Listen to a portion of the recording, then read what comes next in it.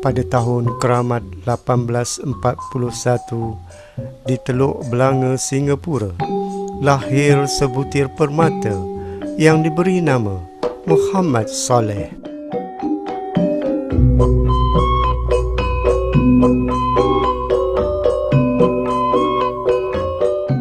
Bapanya Perang bin Muhammad Saleh adalah dari galur-galur Panglima dan Hulu Balang yang telah berkurun mengabdi diri berbakti kepada Raja-Raja Johor.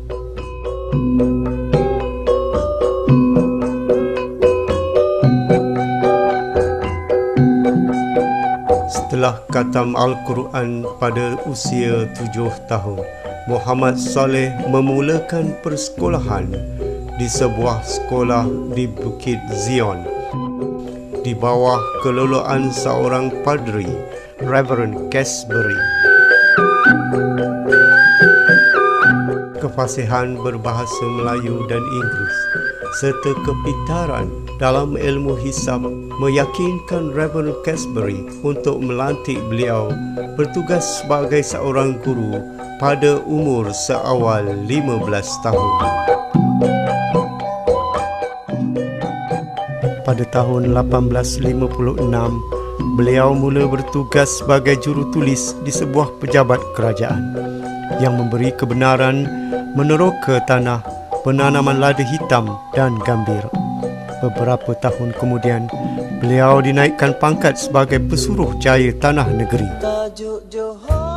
Setelah pentadbiran kerajaan Johor berpindah dari Teluk Belanga ke Tanjung Puteri, Muhammad Saleh bersama anak-anaknya Yaakob dan Sulaiman turut merancang, mengukur dan membangunkan bandar yang kini dipanggil Johor Bahru. Atas bukit Tanjung Puteri. Dalam kesibukan bertugas, beliau bergiat mempelajari bahasa Cina sehingga sangat fasih menulis dan membaca dalam dialek Hokkien. Beliau juga sangat berminat dalam sastra dan kebudayaan Cina sehingga dapat bermain beberapa alat muzik seperti biola dan kecapi Cina dengan baik. Beliau juga telah memperkenalkan tarian naga ke negeri Johor.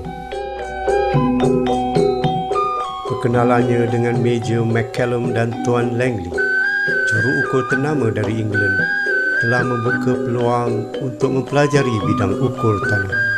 Kerja-kerja mengukur menggunakan satu alat besi yang dipanggil Gantus chain.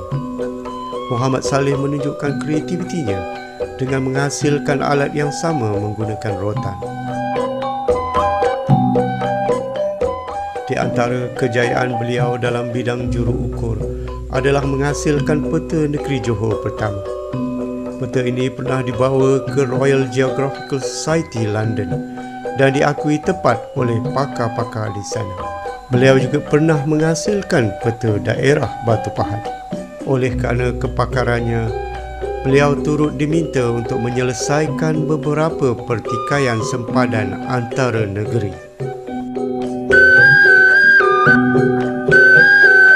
1879, semasa itu menjawat sebagai pesuruh jaya polis negeri, telah dititah Maharaja Abu Bakar untuk ke Muar bagi menangani isu yang kemudiannya digelar Perang Jementang.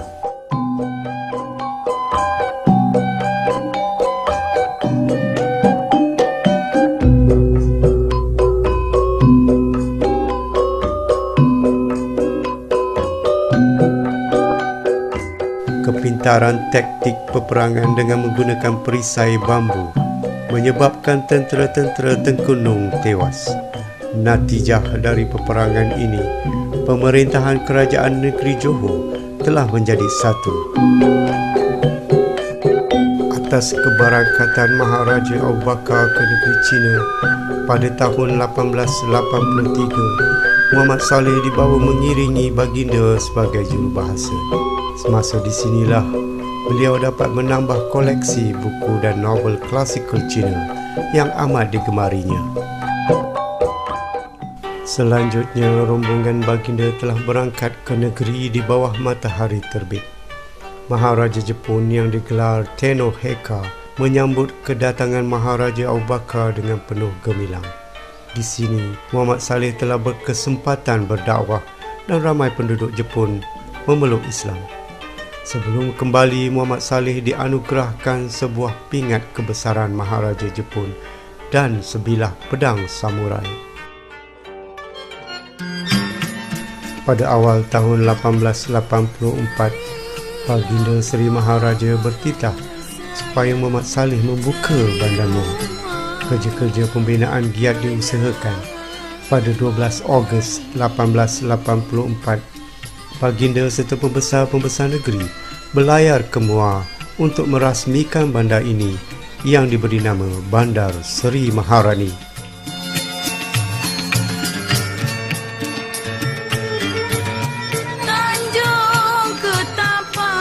Pada 13 Februari 1885, Baginda dimasyhurkan sebagai Sultan Johor.